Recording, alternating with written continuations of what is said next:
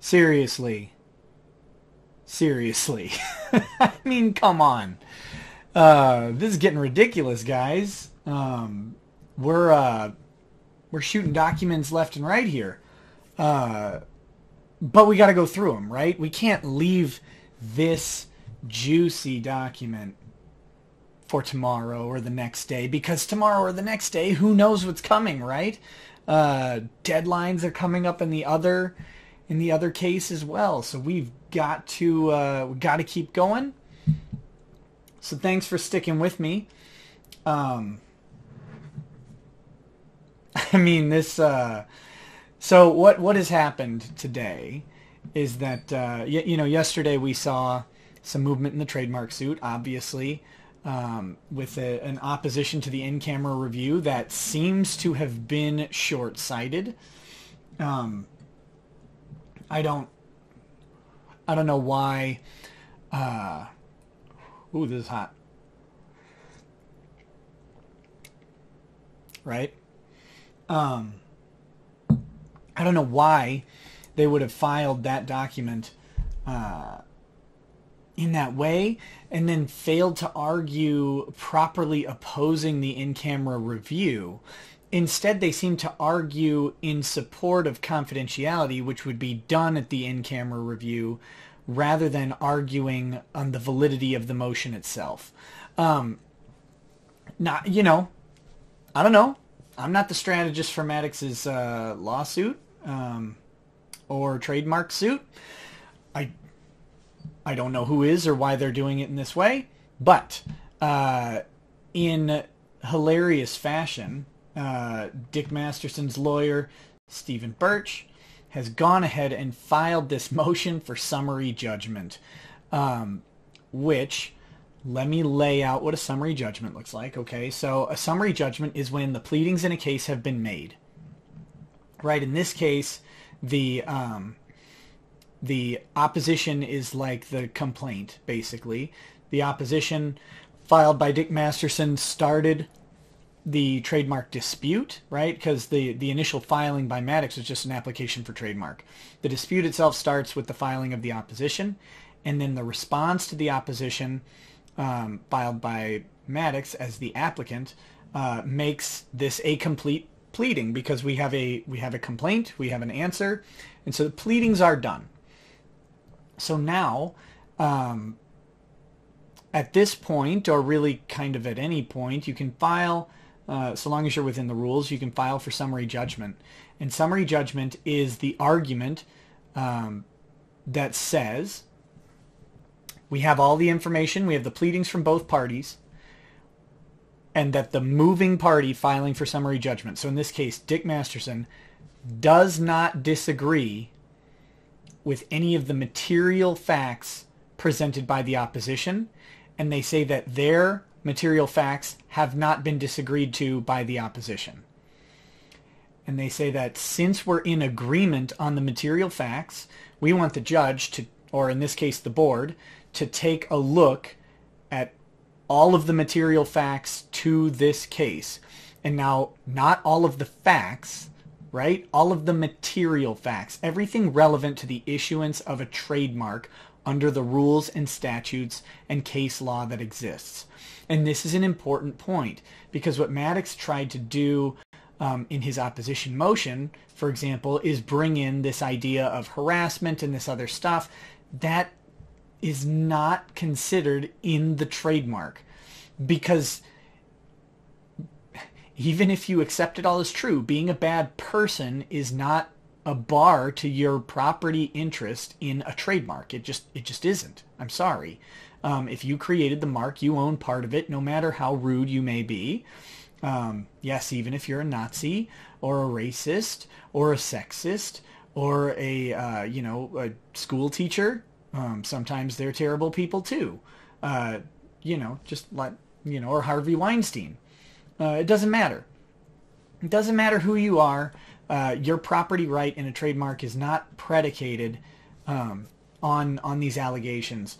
It's predicated on whether or not you are part of creating the mark, if you have a right to the mark, if you have ownership of a business venture with a right to the mark, all of those things. So they go to the board and they say, look at all of this, look at all the material facts. We don't disagree on any of the material facts. In fact, you can read the material facts in a light most favorable to the other party, and we still win as a matter of law. Please rule that way, end the case for us in the way we want, and we're done. That's what this document is asking for. If this document is successful, case closed, period. There is no going back. The matter is settled. And at that point, it's done. So obviously, Dick wants to win on this. I think that they put forth a very, very good argument for summary judgment here. But, you can't oversell this stuff because you're always in the hands of people, and people sometimes make bad decisions, okay? So let's get going. Let's get going through this. So opposer Dax Herrera, by and through undersigned counsel and pursuant to Trademark Rule of Practice 528, hereby files his motion for summary judgment, or in the alternative, partial summary judgment partial summary judgment, and referencing to what he's filed, the incorporated brief in support, and states the following. Okay, so the history. I mean, this has been covered. Sometime in early 2012, opposer and applicant collaborated on an idea to start an entertainment podcast. Created a joint venture whereby both would be equal co-owners in a joint venture that owns the podcast and its related property, including intellectual property, websites, etc. As part of this joint venture, that marks the mark that identified the podcast, The Biggest Problem in the Universe, was created. I have hot chocolate tonight because I have a heart and a liver. And if they keep filing documents, I might lose them both. On May 20th, 2014, the first episode was released to the public using the mark The Biggest Problem in the Universe since the release of this podcast. Joint venture marketed the podcast, used existing mark as a source identifier throughout the United States and the world. In total, between May 20, 2014 and May 31st, 2016, the podcast has been downloaded 7.75 million times by hundreds of thousands of listeners. These listeners include people from all 50 states and multiple foreign countries. If you want to see where the listeners are concentrated and what countries they're from, you can look at the previous filings. They're in it. I didn't go through them because it's pages and pages and pages of just, countries with numbers next to them. Additionally, the podcast is marketed on iTunes and the Google Play Store using the existing mark. And this is a good time for me to mention that my podcast, Lawsplaining the Interwebs, which is audio versions of these videos, is also now available on iTunes and Google Play. So if you don't like staring at me in a document in a messy room, then please go check it out over there. I know for some people it's convenient and they've been asking for it. Sorry to plug my own stuff in the middle of this thing, but it seemed like a good time. The podcast involves the parties discussing and debating what each considered to be the biggest problem in the universe, with each party bringing in a new problem each week. Each episode. In addition to the podcast, the parties use the existing mark to identify a website, an interactive service they provide via internet wherein listeners can vote on the problems presented in the votes, and rankings of the problems would be displayed and users could discuss each of the episodes and problems. While the parties stopped making new episodes in the podcast around May 31st, 2016, both parties still market and make available the podcast using the existing mark. Additionally, the parties still make available the interactive website service allowing comments and voting.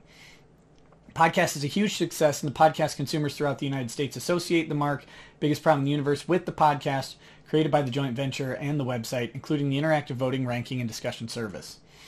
In short, Opposer is co-owner of the joint venture that owns the common law mark, The Biggest Problem in the Universe, and has common law rights to the mark for podcasting. The footnote just mentions their pseudonyms, not important. Podcasting services and internet website, including the voting, ranking, and discussion of the problems. Despite this, on January 23rd, applicant submitted the subject application. However, the initial application is significantly different than the application as amended. They've been hammering on this because, again, that significant difference is enough to sink the entire mark, or the entire application, voids it immediately. The application for the mark, The Biggest Problem in the Universe, proposed mark, the application was filed for two classes, 009, which is downloadable MP3 files, MP3 recordings, online discussion board posts, webcasts, webinars, and podcasts, news and audiobooks in the field of entertainment, and 0038, podcasting services. The owner was listed solely as applicant. Notably, the initial application was filed pursuant to Section 1A and claimed that the mark was currently in use in commerce and had been since May 2014, the date the first existing podcast was released. Additionally, the specimen submitted did not show the use of the mark in commerce. It was merely an image of the cover art used to promote the podcast.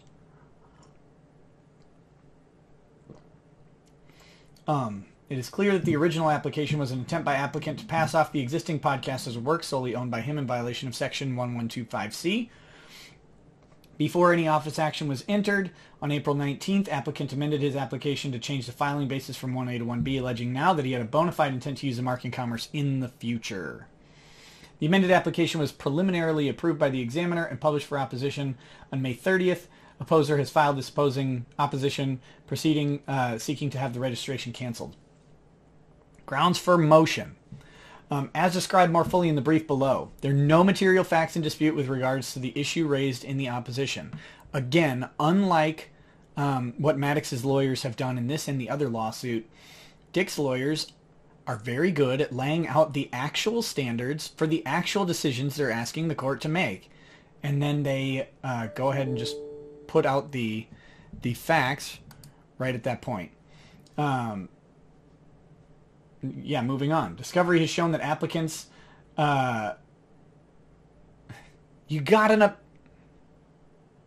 apostrophe problem here. Does not deny any of the allegations. Discovery has shown that the applicant admits that there is a business relationship, that the profits were split equally, and that the opposer had joint control of the show. Now, some of you may be wondering, what are the discovery documents? What do they look like? I am not going to post them online yet. I will say that they are currently available on the Patent Trademark website. I don't know if they will remain available or not. It's not clear that that there was a ruling allowing the disclosure of these documents, which is why I am not going to cover them. If you do any research on this, you can find them. Other people have released it, but I am going to, until I get direction from the court that I can review, I'm not going to disclose what's in those documents. It is possible that they have been reviewed and that they are not labeled confidential anymore. And as soon as I can confirm that, I'll happily do a video covering it, because they're hilarious. They're pretty pathetic, actually. So, if you want to check them out, go ahead. But I am going to err on the side of caution here, and I'm not going to release them on this video. Once we get some indication that they're supposed to be filed and supposed to be viewable, then I'll go ahead and I'll happily do a video and go through them and make fun of Maddox, because that's where we really get to make fun of Maddox. Until then, let's move on with this stuff. Applicant's only arguments are that he believed that this agreement was unfair and he allegedly provided more value to the business than did opposer. Viewing the arguments and facts in light most favorable to applicant's only argument is that he agreed to a business deal that was more favorable to opposer than applicant. There's no case law or statutory provision that provides that business agreements are invalid because one party later feels like he received the short end of the stick. Yeah, that happens all the time. Just ask McDonald's employees, right? Most of them are happy to have a job until they, don't have it anymore, and then they realize how terrible it was. They don't get to later go back and change the nature of their agreement. Applicant's arguments do nothing to disprove the allegation in the notice of opposition. The undisputed facts show there is a joint venture owned by the parties that owns the existing mark, and that the proposed mark will cause a likelihood of consumer confusion with the existing mark. As such, the board should cancel the applicant's application. The board should the board disagree, opposer is seeking judgment in favor on the following affirmative defenses: failure to state a claim, acquiescence, equitable estoppel, unclean hands, and priority. And they do a good job in this brief that we're about to get into, and this is the meat of everything as to why all of these things that are asserted as affirmative defenses are stupid. So the brief in support. These are undisputed facts. So here's where they're laying out the basis for summary judgment, right? Where they say, okay, these are the facts that are not disputed, and then they're later going to show, if I remember correctly, that these undisputed facts are the material facts relevant to the case, and that's why summary judgment should be granted. In 2012, opposer and applicant agreed to create a joint venture to own a podcast, which was identified and marketed by the mark The Biggest Problem in the Universe. The idea for the podcast was a collaboration between opposer and applicant dating back to 2012.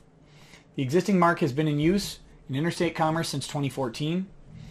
The opposer and applicant both contributed property, skills, and knowledge to create this joint venture.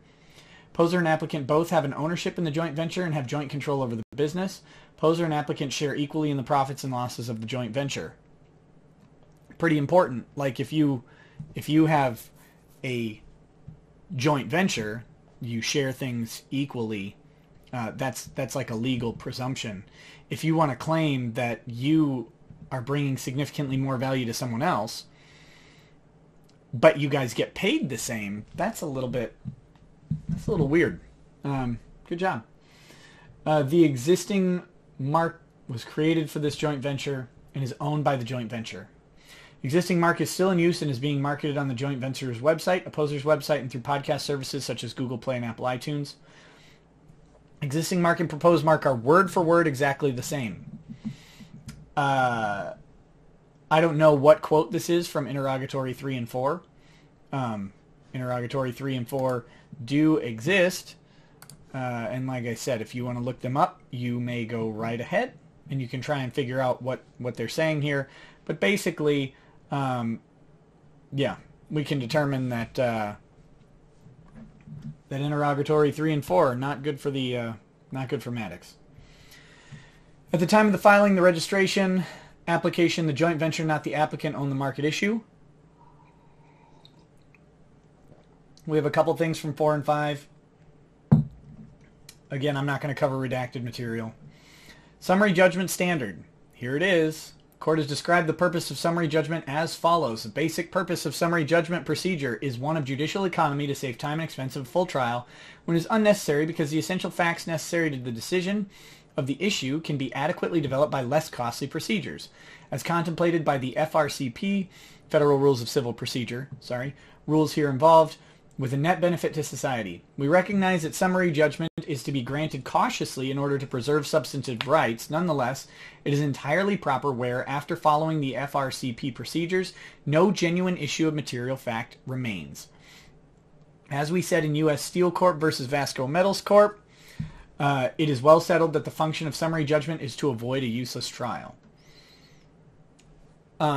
On motion for summary judgment, the board must first ascertain whether there is a genuine issue as to any material fact. Federal Rules of Civil Procedure 56C. A material fact is one that may affect the decision whereby the finding of that fact is relevant and necessary to the proceedings. Here, as described in detail below, there are no genuine issues as to any material fact. All of the issues raised by applicant are immaterial to this proceeding. Yep, every single one of them, by the way. As such, summary judgment is proper and should be entered to prevent an unnecessary trial with all of the costs associated with said trial.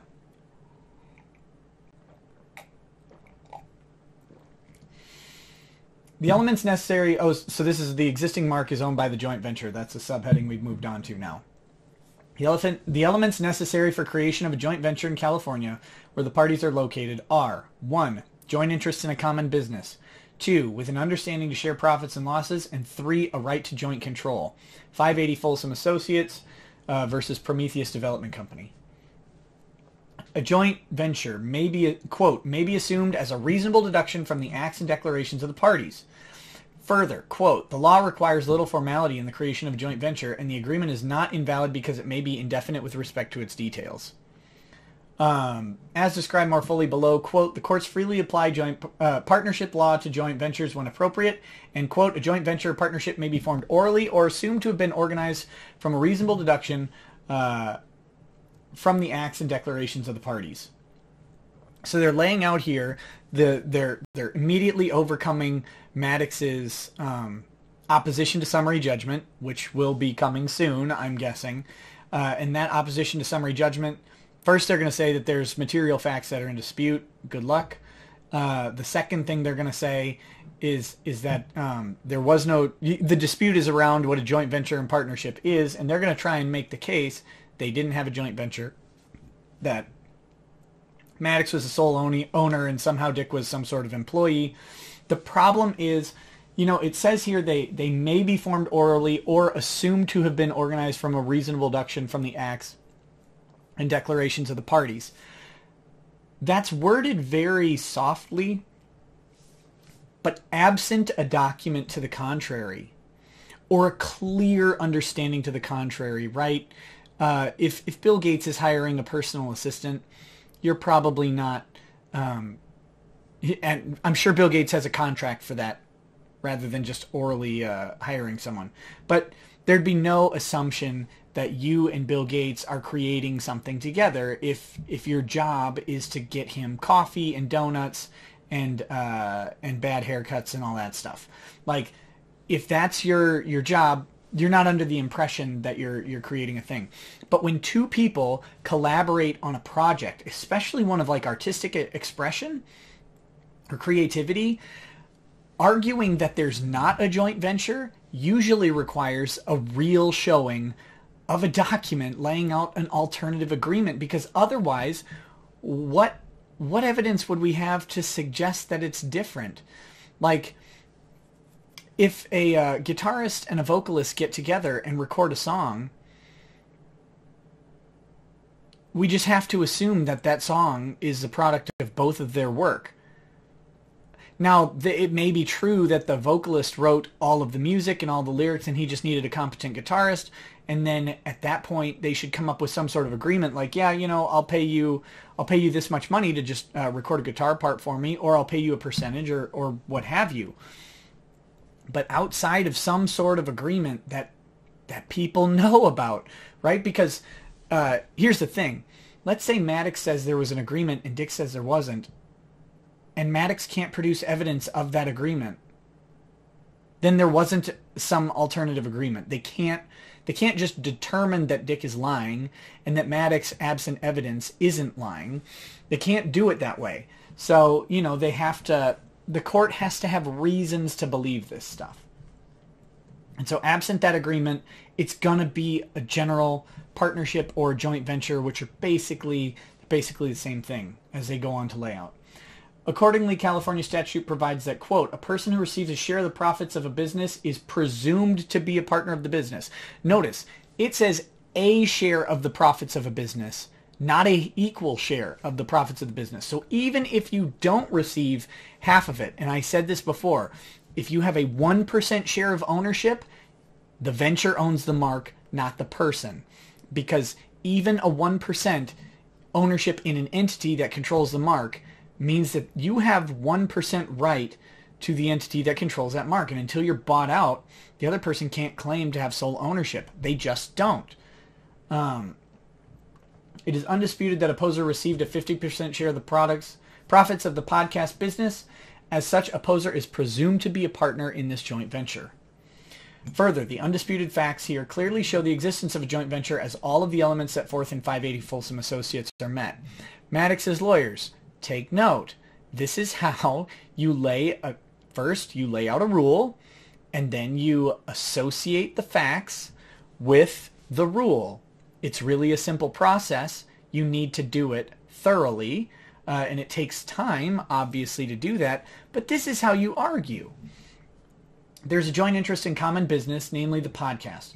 As Opposer's affidavit and exhibits attached thereto explain that the podcast was a joint effort between applicant and Opposer. Additionally, they show that there was a right to joint control of the podcast. While all of the evidence presented should be taken together, paragraph 8D and the referenced Exhibit I sum up the joint interest and control in one place. In that email, applicant, due to personal issue and disagreements with Opposer. You've seen this email, okay? Well, maybe. I mean, this email has been presented. This is the breakup email of the show, where Maddox says he hasn't slept in 2 days, and this thing is just, it's just affecting him so much, and he really thinks Dick should just step away from the show. that he should walk away so that Maddox can continue the show. Because, right, that's what you do. You build a business with someone, then you suggest that because of an unrelated to the business thing, one person should walk away and allow the other person full ownership of something that's rather successful. Despite recent leaks where Maddox has said, "Oh, it wasn't even popular anymore," except Maddox wanted it to continue. So whatever. But that's the email they're referencing here. In that email, applicant, due to personal issues and disagreements with the opposer, no longer wished to produce more episodes of the podcast. As such, he gives the opposer 2 proposals. Whoops, maybe you should have written shorter emails, Maddox. Opposer steps aside from the podcast, applicant continues to produce new episodes, and the opposer continues to receive compensation. Or, option 2, neither opposer nor applicant continue to produce new episodes of the podcast. Now, if you own a podcast, would you ever give option 2? I mean, ever? If it's yours. If it's your podcast, and the other person has nothing to do with it, why would you give them the opportunity to walk away? Or why would you even need to give them an ultimatum to walk away? You just fire them, right? That's the easy way to handle things when you're the employer. This email conclusively shows that applicant did not believe he could make decisions about the direction or ownership of the joint venture without approval from opposer. Moreover, applicant admits that opposer is entitled to a share of the profits of the business. Finally, the profits and losses were split equally. These documents referenced in Mr. Herrera's affidavit in paragraph 9A show the joint interest and control as well, with each party receiving show income to personal PayPal accounts and then reconciling them at the end of the year. If you haven't seen the accounting documents, they were released well before this trademark suit thing. I believe there's actually a subreddit with an accountant who went through and broke them down completely. I may be wrong in that. If you know where that is located, please drop it in the comment section of the YouTube video so people can find it. I think they, would be happy to browse through that document. It is expected that applicant will claim that this is not a joint venture, right? And that's his only defense. However, the documents produced by applicant so far all admit to this joint venture, including that lawsuit you filed, you dumb idiot.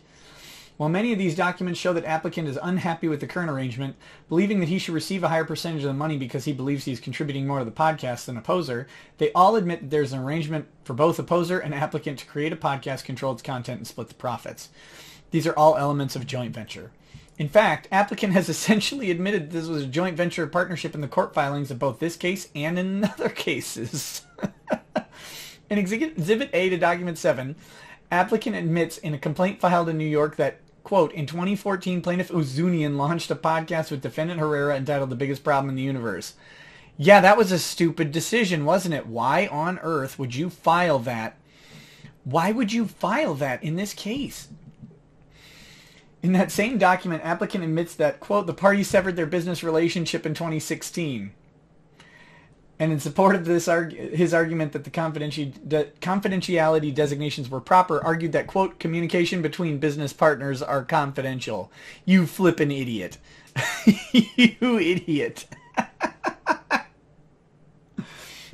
This is why the motion you filed yesterday opposing the in-camera review was so ridiculously dumb.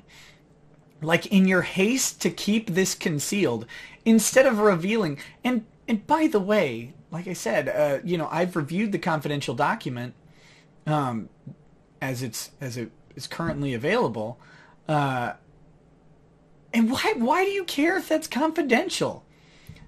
Like, nothing in it is damaging to you any more than just your general stupidity. You've done this the entirely wrong way from the onset, but we already knew that. The fans who don't listen to your show anymore already knew that you were a huge tool. You should not have opposed the... First of all, you shouldn't have thrown the confidentiality thing up there under the lie that you're trying to protect Randy, and then you're trying to protect Sean, who everybody knows who Sean is. and you're trying to protect the random Reddit user that you're going to call as a witness, like, everybody knows that you've done this. And by the way, you're completely taking that Reddit user's comments out of context, and that's pretty... It's underhanded. But I shouldn't be surprised anymore that you're trying underhanded things in court. Like, again, you think that court is what it is on TV as opposed to what it actually is.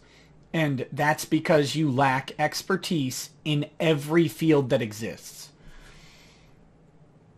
Which is why you compare yourself to children, right? Because that's the only category of people that you might have a better skill set than.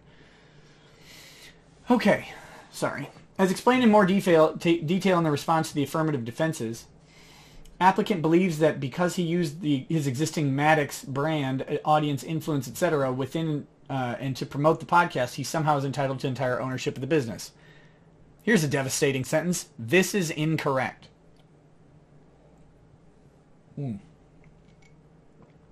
That was good. So, if you're listening at home and not watching at home, I just finished my hot chocolate, and now this episode is not brought to you by Lagavulin, but I wish it was. If anybody knows anybody at the distillery who wants to sponsor my channel by sending me bottles of scotch, or any distillery, please let them know who I am, because that would be great. That'd be fun. Anyway,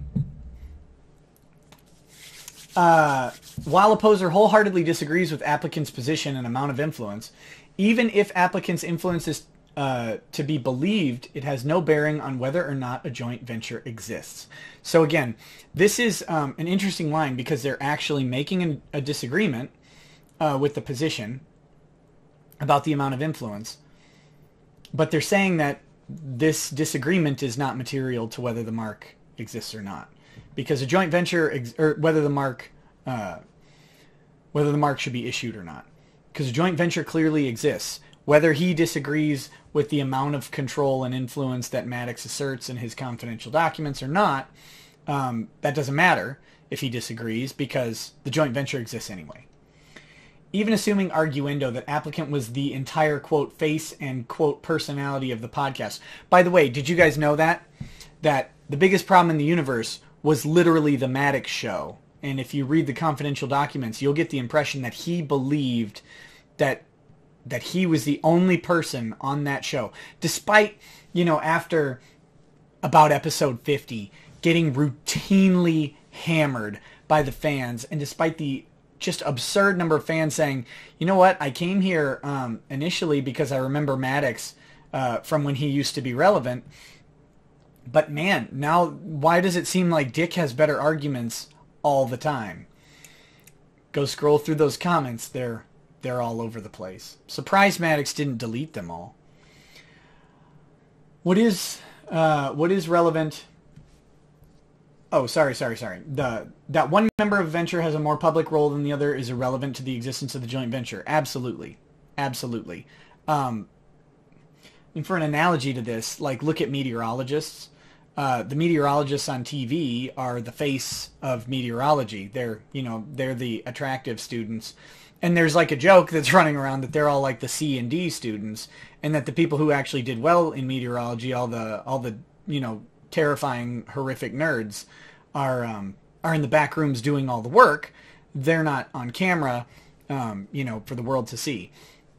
But like the idea that there's someone you don't see doing a bunch of work doesn't mean that they're not a joint owner of a venture. It just means that those particular talents aren't being seen. In this case, that's actually ridiculous when you look at the fact that this is a co-hosted podcast by two comedians, both of whom are making jokes, both of whom have issues winning back and forth throughout the entire series. The idea that this is a one-man show with someone that they hired on is silly, absent alternative documentation. What is relevant are the three elements enumerated above, elements that all parties admit were met. While applicant may not like the terms of the joint venture, All parties admit and understand that there is a joint venture and that it owned the podcast, including the mark that identified the podcast.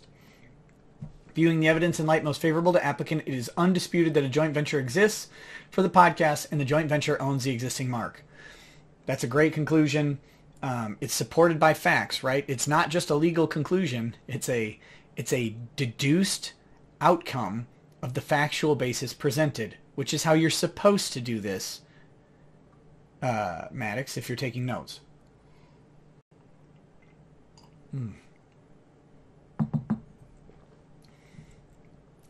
New subheading. The registration is void ab initio. A use-based application is void ab initio if it is filed by an individual when then the mark owner is in reality a joint venture. As such, this application is void ab initio, cannot be amended subsequently to allege a bona fide intent to use. Quote, in a use-based application under Trademark Act Section 1A, only the owner of the mark may file the application for registration of the mark. If the entity filing the application is not the owner of the mark as of the filing date, the application is void ab initio.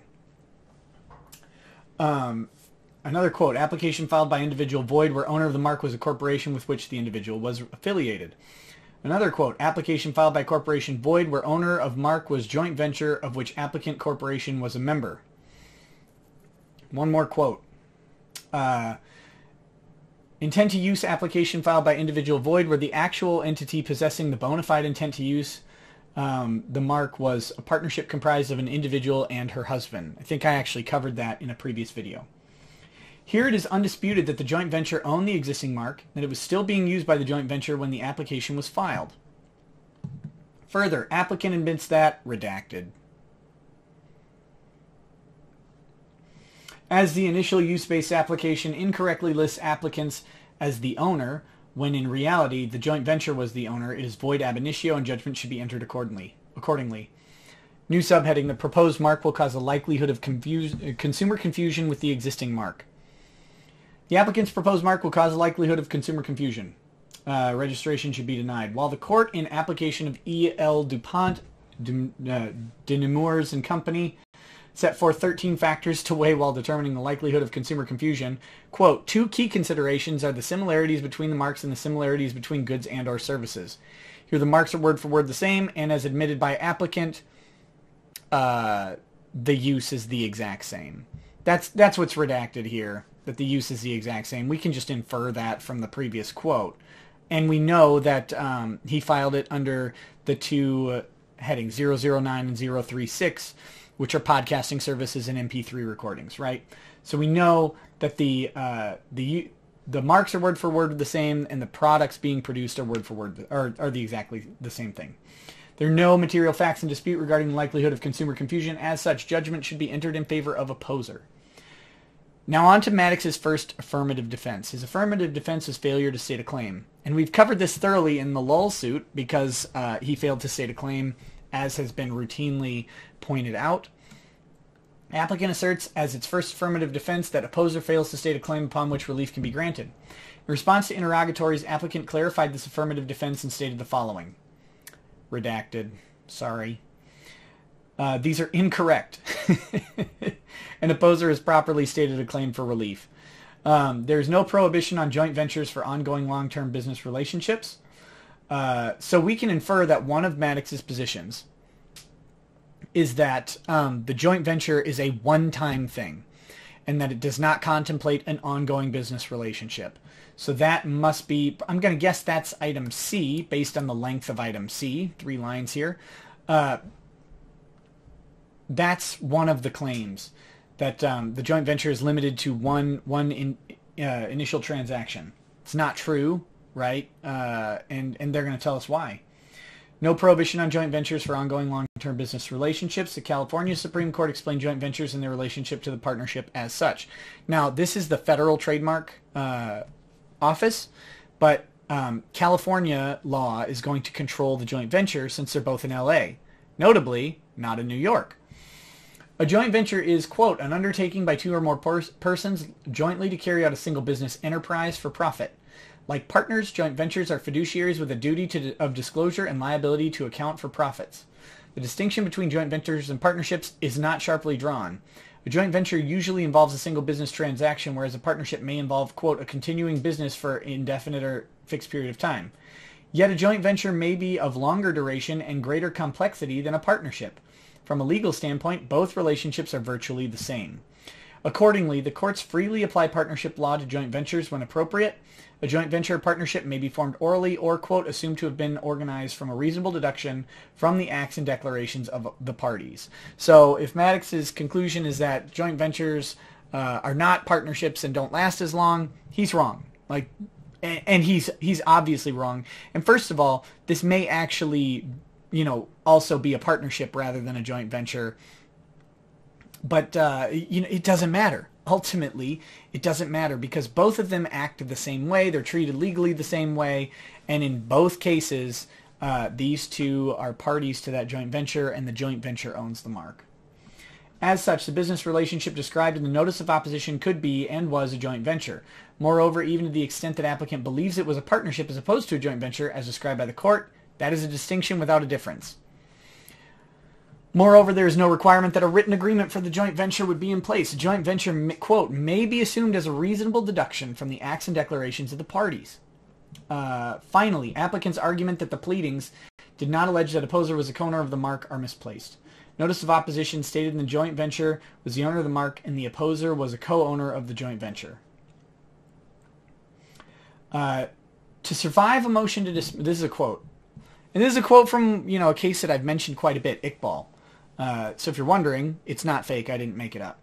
To survive a motion to dismiss, a complaint must contain sufficient factual matter accepted as true to state a claim to relief that is plausible on its face. A claim has facial plausibility when the plaintiff pleads factual content that allows the court to draw the reasonable inference that the defendant is liable for the misconduct alleged. In this case, what they're saying is that Dick, as the plaintiff or the opposer, has made a claim of factual conduct, factual content, and that factual content would lead the court to conclude that this is a joint venture, and that the joint venture owns the mark, and that Maddox is not the sole owner of the mark. That's all it's saying. That's why the citation exists.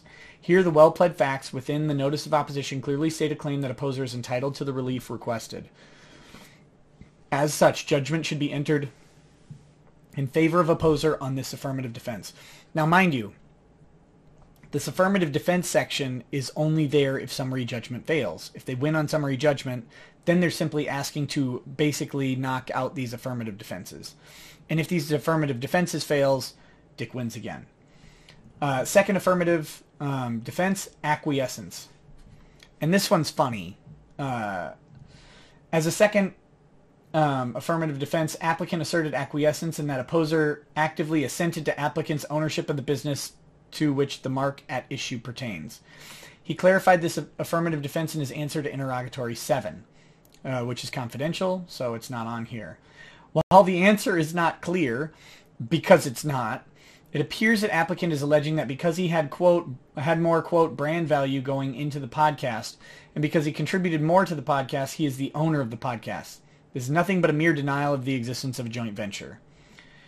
Note that applicant is not alleging that opposer acquiesced to applicant's use of the existing mark, but that opposer acquiesced to applicant's ownership of the business. Undersigned has found no case law or statutory support that a party can acquiesce to the ownership of a business, right? Like, you either own a business or not. You can't just say, well, I guess you own it. I mean, if you own a business and then you say give and transact that someone else should own a business and you give them a portion of that business, well, sure, you can maybe do that. But, then there's potential tax implications because that business has a value.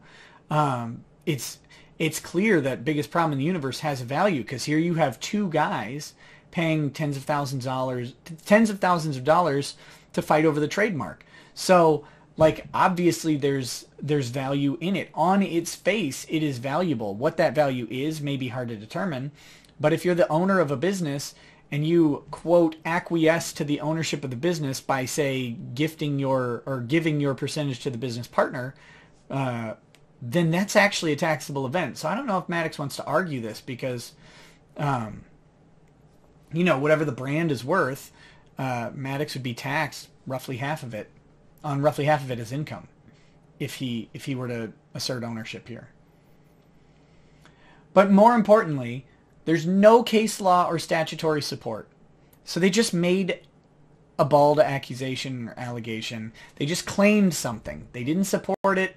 The opposer can't find it. If it's out there, it's not the opposer's duty to find it.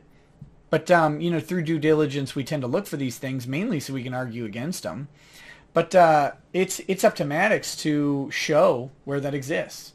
And maybe if they do a counter motion, they'll address it. But based on the thoroughness of Dick's lawyer's work so far, I would assume that if it was in there, he would have actually just come up with an argument against it. Further, nothing in this affirmative defense or interrogatory answer asserts any facts that opposer, quote, assented to applicant's ownership of the business. Even assuming arguendo that applicant did more for the joint venture than opposer, this does not show any acquiescence. Like, acquiescence of ownership of something would be me saying, yeah, you own that. That's yours. It's not mine. You can take it. Or at least demonstrating, through actions, that same sentiment. Applicant's conclusory assertion that because he contributed more to the joint venture, opposer acquiesced to the applicant's ownership is not enough.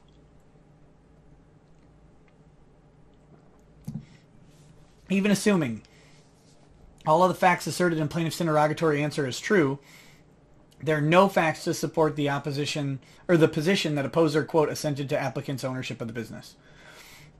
Applicant has asserted no delay by opposer in asserting rights to the joint venture, nor can he. Quote, however, the obligation has always been on the infringer to show not only inexcusable delay or apparent acquiescence, but also some reason why it will not be just to stop him.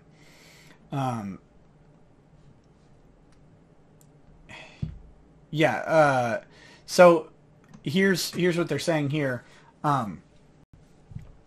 They can't show that Maddox did something with the mark and that Dick hesitated or delayed in asserting his rights to the mark, because as soon as Maddox filed, Dick filed his opposition within the window of opportunity to file his opposition. He didn't delay in exercising his rights. In general, quote, an acquiescence defense requires that the defendant to establish three elements. 1. Assurances by the plaintiff that the defendant could use the mark. This is Dick saying to Maddox, yeah, you can use it. Has anyone heard that? I think we've all heard the exact opposite in public. So Maddox would have to produce a private document stating otherwise. 2. Reliance by the defendant upon those representations. This would be Maddox acting in reliance on the remarks or on the statements that he could use a mark. And 3. Undue prejudice, which means that it would unfairly burden Maddox to assert that that Dick has a right. That somehow, when Dick made assurances to Maddox, Maddox relied on those assurances, and the court not overturning those assurances would cause undue prejudice to Maddox. Of course, none of that has happened. Applicant's argument and answer assert none of these elements. Maddox, you have got to get to the point where you go through the actual elements involved in the claims you're making or the defenses you're asserting, and you lay factually out why those elements are met. If you don't do that, you can't win. Ever. Here, there were no assurances by opposer that he acquiesced to applicant's ownership of the mark or the business. Further, even if there were assurances, there was no reliance on the assurances by applicant. Applicant admitted that opposer's permission was needed to either cease producing new episodes or continue without the opposer. Applicant's own admission shows that he believed opposer still has control and ownership of the joint venture. Applicant cannot say that he relied on assurances by opposer that applicant owned the joint venture and then admit to opposer's approval, or admit that opposer's approval is required for any business decisions made. Right? In some ways, it may have been better for Maddox to just immediately continue the podcast, The Biggest Problem in the Universe, without Dick. Why he didn't do that is beyond... I mean, it would have destroyed the brand, I think. And Dick may have sued him at that point. I mean, who knows? We could be in a reverse situation. But to properly assert the ownership or the idea that you owned it from the get-go, why would Dick leaving the show have any impact on your ability to produce new content? This is not a valid affirmative defense. To the extent it is, the undisputed facts show the opposer did not acquiesce to the applicant's ownership of the business or mark. As such, judgment should be entered in favor of opposer. Third, unclean hands. And Maddox's unclean hands argument was comically bad. He was mean to me, and he's harassing me, so it's unclean hands. No, that's not how Trademark works. As a third affirmative defense, applicant asserted unclean hands in that opposer has transgressed equitable standards and acted in bad faith relative to the dispute between the parties as to ownership of the business to which the mark pertains.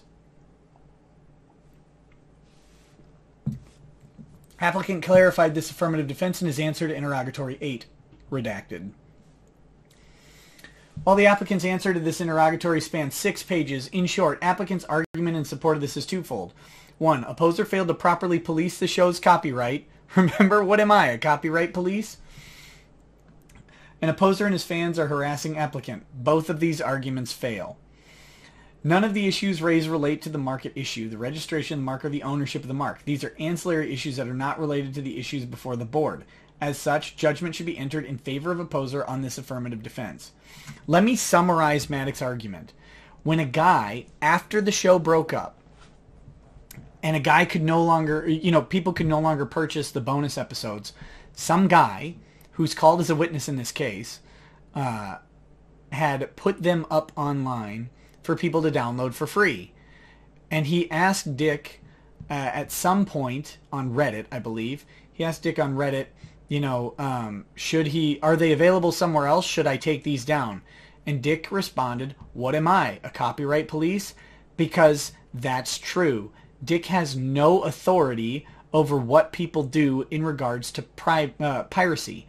The worst thing that Dick could do to that guy is hire some idiot like me to write him a letter stating to cease and desist and to maybe report his activities to police for copyright infringement. Dick has often stated that that's not how he operates. If you notice, Maddox didn't do that either. And no party has a duty to act in this way. You can't confer a duty to affirmatively act onto someone without some sort of special privilege, right? If you're a doctor, you may be required to help a dying person if it's within your realm of medicine and expertise, and you failing to help a person that you could have provided help for may be a failure to act.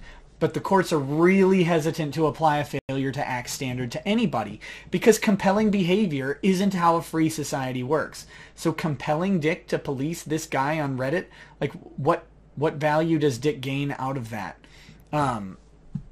This guy putting them up for download doesn't necessarily do anything, especially if they weren't available already to download. It's not up to Dick. Nor would it be up to Maddox, right? Maddox doesn't have to police this either. And conveniently, Maddox ignores the fact that he didn't police it either and that he first released the episodes for free. Well, when I say first, I mean after this event, Maddox released all the bonus episodes for free without permission from Dick.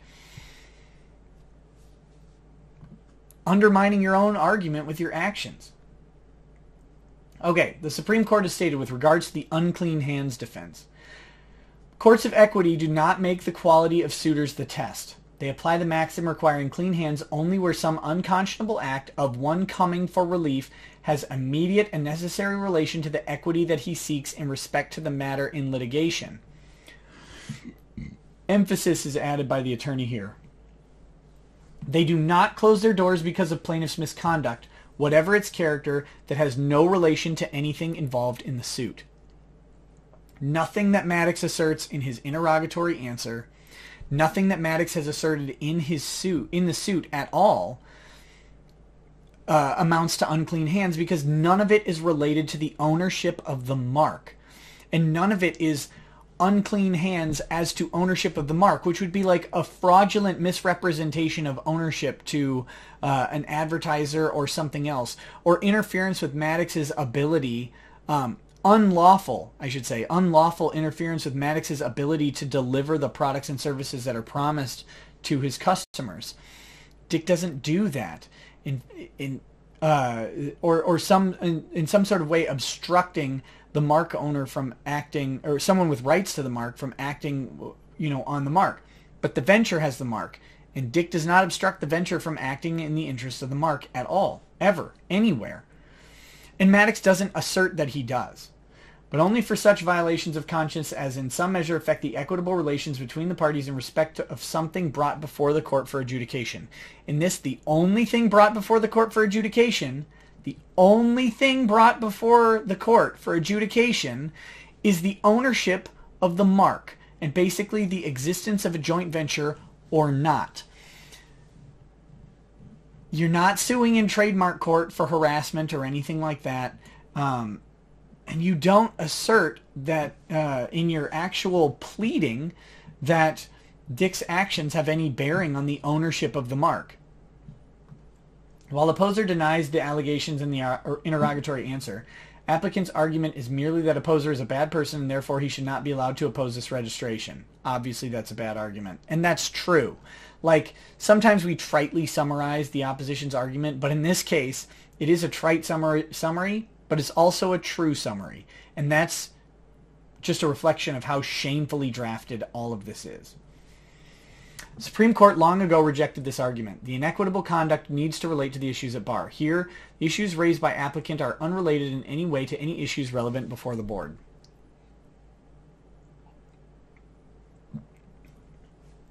And in customary fashion, even assuming arguendo, that the allegations made in the interrogatory answer are correct, they are wholly unrelated to the issue of whether opposer is a partner in the joint venture that owns the existing mark, whether the proposed mark is likely to cause consumer confusion within the existing mark. Thus, viewed in the light most favorable to applicant, which is Maddox, the allegations do not form a valid affirmative defense. As such, summary judgment should be entered in favor of the opposer on this affirmative defense. Fourth defense, equitable estoppel. As a fourth affirmative defense, applicant asserted equitable estoppel in that opposer engaged in misleading conduct. Applicant relied on the conduct, and material prejudice would result if delayed assertion of opposer's rights is now permitted. Applicant clarified this affirmative defense in his answer to interrogatory 9, redacted. Here's the requirements of equitable estoppel. 1. Misleading conduct which may include not only statements and actions but silence and inaction, leading to another to reasonably infer that rights will not be asserted against it, and 2. Reliance upon this conduct, and 3. Due to this reliance, material prejudice if the delayed assertion of such rights is permitted. This is very similar to acquiescence. Here, even assuming the allegations made by applicant is true, applicant's affirmative defense fails. Applicant alleges that, redacted, assuming this is true and ignoring the fact that this statement, if made, was probably not referring a business entity partnership, applicant admits there was no reliance. I'm going to guess that this is the statement, there never was a partnership, which is something, or this was never a partnership, which is something that Maddox alleges in his interrogatories, and I'm betting way out of context, because when they include other emails, they don't include that one, they just include a quote. If I'm just musing, and I'm going to do that for a second, if this quote from an email dated after the show was ended, or at least during the show's ending, give me a second, guys. All right, sorry. Hate edits, but I'm a dad, and these guys keep releasing documents, so I sometimes have to deal with kiddos. Anyway, here, even assuming the allegations made by applicant as true, applicant's affirmative defense fails. Oh, sorry, we're past this, aren't we? Yeah, I think I was talking about the Dick saying there was never a partnership, or there is no partnership, or whatever he ends up saying. I don't know. if I'm musing, that's where I was. I was musing. Musing is great. If I'm musing, Dick is saying this was never a partnership because Maddox is impossible to work with because he's a ridiculous control freak and believes in such a histrionic narcissist that he thinks that everything revolves around him, everyone revolves around him, that he is so great that everything he touches is gold, despite the fact that that he should be a multi-millionaire several times over by now had he properly monetized himself and expanded his audience in the way that, everyday business people do all the time. I mean, can you imagine people with 450,000 fans, right? 450,000 fans not capitalizing on that in a creative endeavor and not seriously turning that into something marketable and of value. The fact that he lives in an apartment with roommates and a still broken door due to his inability to, I don't know, buy a door. It's mind-boggling. It's mind-boggling that that this person can be this much of a caricature of himself. Applicant in his answer admits that I have no idea. I don't have a citation even to the confidential documents. So who knows what is said there? Only the board and Dick's lawyers and Maddox's lawyers. Moreover, at the conclusion of the production of podcast episodes, applicant admitted that opposer's permission would be needed to continue the applicant and then offered opposer compensation should he agree to step aside. Yep, there you go. And that really, that alone tells everything we need to know about the nature of this business relationship. If Maddox didn't feel like he could actually continue the podcast without Dick, then it's clearly a joint venture. There's no other way to look at it. Otherwise, he would have said, if we can't work something out, I'm just going to continue this on without you. And, I'm happy to offer you some sort of severance as my employee or contractor. But if you don't want to play ball like that, and what he's talking about playing ball with would be maybe not bad-mouthing each other. Like how, if you remember, when Dick started this business based entirely on disparaging Maddox, and he immediately addressed the question that everyone was asking, what the hell happened to the old show? His answer was artistic differences. And if you want to go ahead and read these confidential documents, or if you want to dig up this old breakup email, you'll notice that Maddox suggests that these two don't really talk about what happened. They just cite some sort of, ongoing, just a disagreement in direction or something like that. I don't remember the words he uses. But artistic differences is exactly what he basically suggested. The idea that, there were different visions for the show and that they needed to go their own direction, which is what Dick did, which Maddox then later disingenuously implies or uses to state that Dick was lying to his fans about the nature of the breakup, which is nonsense. He suggested lying to everybody. But again, he's a histrionic narcissist. I'm armchair psychologying that because a dead person could armchair psychology that. In short, even if opposer did make this claim, applicant did not rely on it and admits that he still viewed opposer as someone who contributed to the podcast and who was tied to the podcast. Obviously does. As opposer admits there was no reliance of this alleged comment. By the way, when Maddox alleges that when Dick talks about being a copyright police of the bonus episodes, I'm pretty sure that happened after the show had ended. So he's still alleging that Dick had a duty to assert ownership. He's still alleging it, that he had a duty to police the copyright to something that he allegedly didn't own. What a freaking idiot. And if you go ahead and look at those confidential documents, you'll note that the date of that Reddit post is conveniently omitted. Why? Because it's probably after May 16th, isn't it, you lying, stupid coward? As the opposer admits there was no reliance on this alleged comment, there can be no estoppel. Therefore, judgment should be entered in favor of opposer on this affirmative defense. By the way, I'm pretty sure that comment was made to Randy anyway, not to you, Maddox. Again, liar. Liar. You've lied under oath so many times now that it's getting comically unfortunate. Fifth affirmative defense, priority. As a fifth affirmative defense, applicant asserted priority that any rights that opposer has in the mark are inferior to applicant's rights.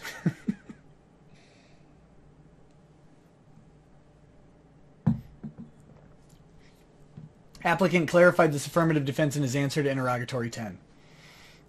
The vast majority of applicants' answer is wholly... it's redacted, right? Vast majority of applicants' answer is wholly unrelated to priority and is essentially applicant arguing that he brought more value to the joint venture than did opposer. At best, this information is nothing more than a denial of the existence of a joint venture and, as described above, does not actually support this denial. It is well established that, quote, trademark rights are neither acquired nor lost on the basis of comparative popularity, right? Because it doesn't matter. It doesn't matter at all if Maddox brought 10 million fans to the show and Dick brought 1 and they're co-hosts, because as co-hosts the show doesn't occur without both of them, and anything else that occurs without both of them is a different product. It's a different venture. It's a different podcast. If Maddox would have thought about doing this with Dick and instead joined up with Mark Maron and come up with a podcast, that's a different show. It would be completely different than what we got with Biggest Problem in the Universe. Dick is not some menial worker providing some sort of content or some sort of thing that any other person outside of himself could do. His persona alone, and his acting as foil to Maddox, that in and of itself merits an equal relationship or an equal contribution to the artistic output, because Maddox's artistic contribution would be distinctly different without Dick's involvement, without their history together, without their chemistry, without the specific way in which they oppose each other, without the way they push each other's buttons and argue against each other. You've got something else. No one else can sit in that chair and produce the same thing. Someone else may have sat there and produced something better. Someone else may have sat there and produced something worse. No one on earth can produce the same thing. Dick is not a desk or a table that can perform the same function as another desk or a table. He's a creative person who's contributing creative material and influencing the creative material coming out of the other creator. Because of this, it has to be a joint venture. It has to be. Like, you can maybe make this argument in something like, and I know for you programmers out there, don't take this the wrong way, because I realize that code writing and programming is in its own way an art and an expertise and very technical. But like at the highest level, if you're just looking for some basic program, you could make the argument at least that another coder could have come in and put in a piece of code that would perform the same function as something that a different coder put in. Right? Like, I could have outsourced this to India and gotten a substantially similar product. Now, I know that's making light. That's like saying a carpenter could make the same table. Well, yeah, a carpenter could make the same table, but there are carpenters out there that make better tables, right? There are coders out there that write better code and produce a more artful product. I don't mean that to denigrate, but like, if all I want is a basic table that I could buy at Walmart and I hire a carpenter to do it, and I could have just gone to Walmart to get the table, like, then that carpenter wasn't of artistic or special value. That's not the case here. And making the argument that it is, that's how you'd make the priority argument. In that, yeah, maybe this person was party to a venture that owned the mark, but their contribution was so insignificant or so technically basic And not that they're insignificant, but that their contribution to the work. Like, if Maddox asked for a particular, gosh, I can't even think of what it would be in the context of a comedy show. Maybe transcript services. Maybe, like, if one of the transcriptors tried to assert ownership in the joint venture, Maddox could say, look, anyone could transcript this show. I mean, we really appreciate the fact that they did, but anybody could go in and type up the words that were said. They're not creating creative content. They're not contributing to the show in that manner. And they're after the fact transcribing of what happened doesn't influence how we performed on the show. Maybe you could make that argument. But that's a hard argument to make. In the case of Dick, being an on-screen personality with co-equal, or on-screen, on radio personality with co-equal airtime, there's no way you can argue priority in this case.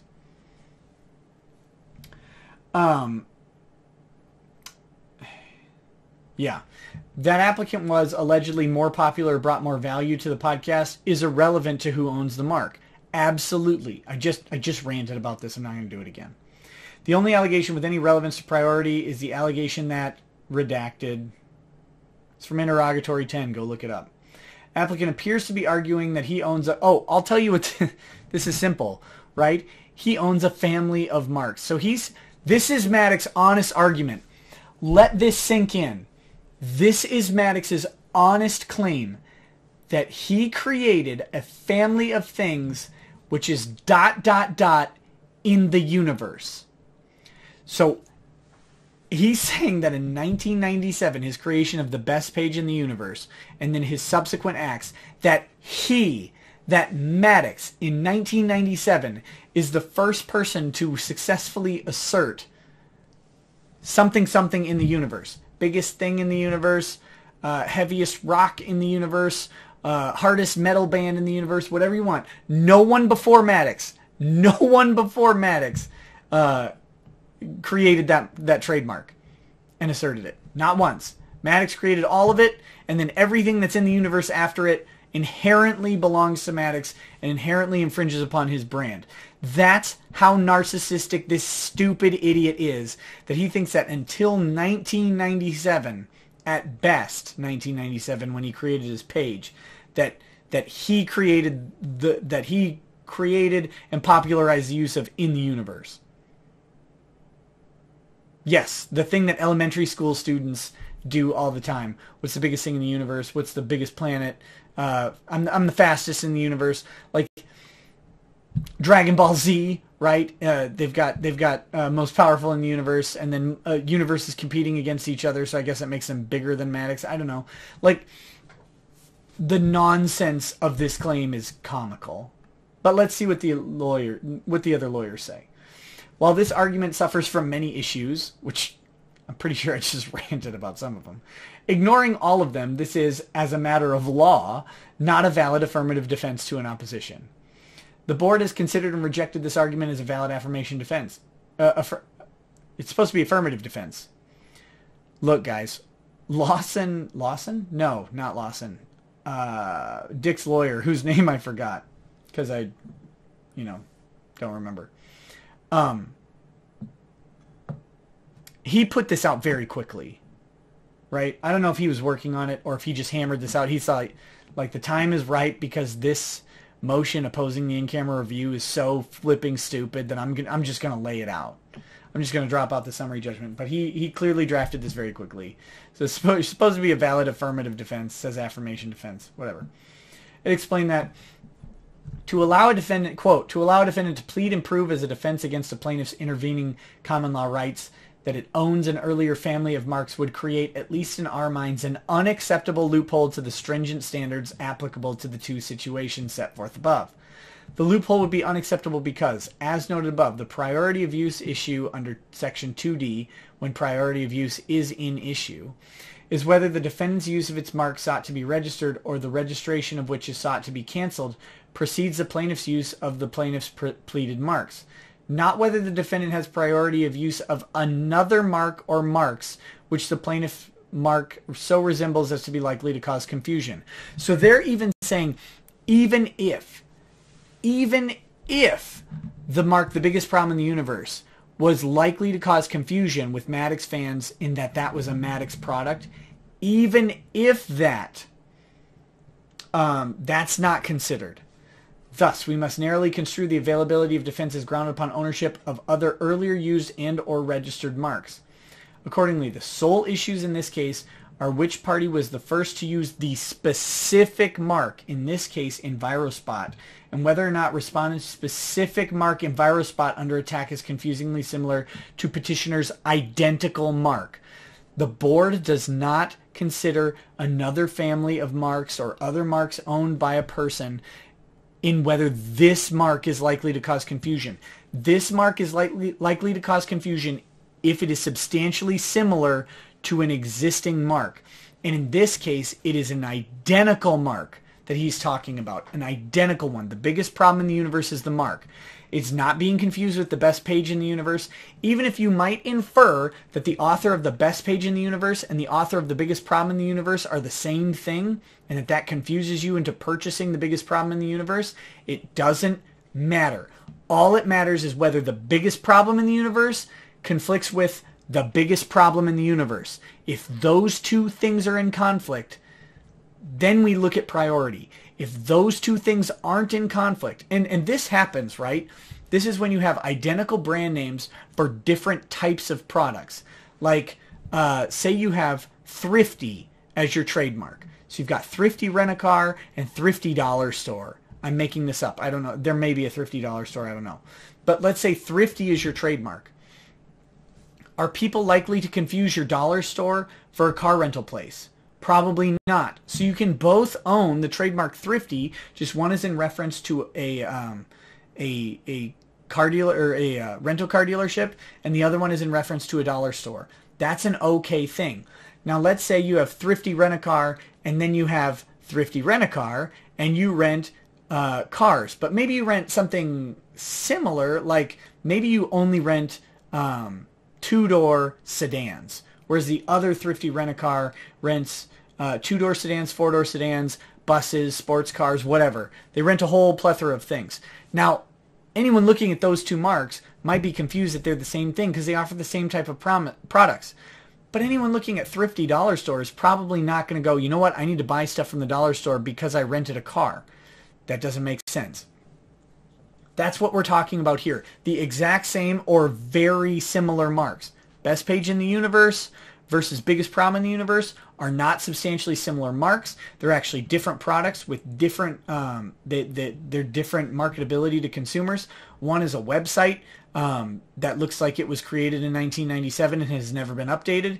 The other one is a podcast that's available online.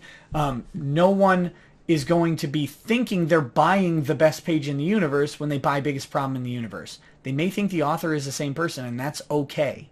That's okay. That's an okay misunderstanding. Anyway, sorry to rant about that, but that's so important to this claim. The Maddox is saying that he owns this series of marks. That's great. You can own every series of marks that you want. But you can't own every mark that might come about that is similar to yours. You have to put on the basis of that mark, that's where you have to prove your case. And he hasn't done it. As described in Baroid, the issue before the board is not whether applicant owns other marks, it is whether the opposer has rights to the existing mark and whether the proposed mark would cause likelihood of confusion with the existing mark. We have this happens all the time, by the way. Like, you have, here we go. You have different band members that go in and out of bands. And then the new band members help produce a song, and they have an ownership right in the venture of the band as it changes over time, as members come and go. They have an ownership interest in that band. But the trademark of a particular song, even though the people may think that the trademark belongs to this band of former members, now belongs to this band of current members, they may be confused there, but the trademark is on the particular song, for example. And we have this with subsidiary businesses all the time. Anyway, for the foregoing reasons, judgment should be entered in favor of opposer on this affirmative defense. Conclusion. Viewed in the light most favorable to Maddox, the facts still show the existence of a joint venture that owns the existing mark and that proposed mark will cause a likelihood of consumer confusion with the existing mark. Applicants' affirmative defenses and arguments are nothing more than sour grapes. Voted up, right? About the alleged inequalities in the business arrangement, or are based on wholly irrelevant, provably false, alleged conduct. By the way, Maddox, if subsequent events are any indication, then Dick's contribution to the biggest problem in the universe blows yours out of the water, because he has been able to successfully monetize the subsequent show to an extent that is, I'm guessing, far beyond what you do. Far beyond, because you don't have a Patreon that has, I mean, your Patreon's smaller than mine, which is sad. And your sponsorships, I doubt, amount to over $20,000 a month. So if you go by just the sheer monetary value, the monetization of subsequent products, then Dick clearly contributed more to the biggest problem than you did. Clearly, without argument. And I bet we're not privy to your fan base, because I'm guessing you dare not release the numbers of downloads on your new show, because it would be so just absolutely pitiful if you did. But I'm going to guess, based on vote totals, that your show doesn't get anywhere near the listenership that Dick's does either. So, and just based on the failing of your YouTube channel and everything else, you're dropping customers like crazy. Like crazy, because you screwed up royally. And every time they're reminded, this happened to me, by the way, when you released a video out of nowhere and I got notified on YouTube, I was like, oh my God, I better unsubscribe from this moron. This happens constantly, and you can see it. When you release videos, your numbers go down, not up. You've got a dying brand, and you're the one who administered all the drugs. You are Kevorkian. Good job. Applicants, I did this. For the foregoing reasons, judgment should be entered in favor of opposer, and applicant's application canceled. In the alternative, board should enter partial judgment on the affirmative defenses. Absolutely right. This is done. This is done. This is a solid motion for summary judgment. Now, this motion is correct. Let's get that out there. This is correct. The law appears to be correct. They're correct in their assessment of Maddox's non-arguments. They're correct in their assessments of the confidential documents. And like I said, as soon as I get some confirmation that those documents should be public, I'm gonna go through them, and we're gonna just have a good laugh at it, because they're just, and maybe a little bit of a cry, except we don't cry. Only Maddox cries. So that doesn't mean that Dick is going to prevail on summary judgment, right? Courts do summary judgment a lot, but I'm going to do what I do with my clients. I don't want to get your hopes up. Even if I think we have a rock solid argument, a rock solid infallible case, we have to prepare for the possibility that this doesn't win, because people are involved and people don't always make logical or sane decisions. Judges tend to make pretty good ones. Except when they're ruling against me on motions to limit evidence in criminal cases, you scumbags. Judges tend to make better decisions than the average person. At least that's what we hope, right? But judges can still make wrong decisions. The board may not grant summary judgment in this case. They should. It'll be interesting to see Maddox's opposition to this motion for summary judgment. We'll see how that goes. But anyways, thanks for watching. Sorry to have an edit in there, but life happens. Please keep following my channel. We're gonna have we've got a lot more content coming up that is not related to these lawsuits. We've got other lawsuits to cover that are unrelated to Maddox and Dick Masterson, but I will continue covering these because the comedy doesn't stop, the pitifulness doesn't stop, and just rest happy that Maddox is paying thousands of dollars to put bad arguments on paper, and that's just funny. It's just funny in and of itself. So again, thanks for watching. Hit like and subscribe on YouTube. Share it with some people who you think might be interested in this stuff, because like I said, we got a lot more interesting stuff coming down the road that'll be outside of this bubble of fans. Check it out. And if you hate something, tell me in the comments, because I'm still new at this and I'm happy to make changes and adjustments and improvements. You guys have been instrumental in helping me improve the production value so far, and we're going to keep improving it as we go. Someday maybe I'll put trim on the windows. We'll see. But like I said, this is a storage room where my computer happens to be. So you get what you get in that respect. And cleaning up the room is funny, because like this is where stuff goes to die in my house. So like there's not really other places to put it. But we'll see, as things go on, maybe it'll happen. Check me out on Patreon. Check me out on iTunes and Google if you don't like the video format, or if you do like the video format but an audio format is more convenient for you. Please subscribe and download those things. Drop me some reviews. They're really helpful, and help me get the word out on this channel. This has been an extremely fun venture, and I'm so thankful to all of you who, not even just the Patreon contributors, which I'm absurdly thankful for, but I'm also thankful just for everybody who watches these things and comments. I love it. I love interacting with y'all, and let's, I aim to keep doing that. So this is a ton of fun, and I enjoy it. So help me continue doing it, and help me make it a better product in any way that you can. I have a pretty thick skin, so if you don't like something, tell me about it, and I'll see what I can do about it.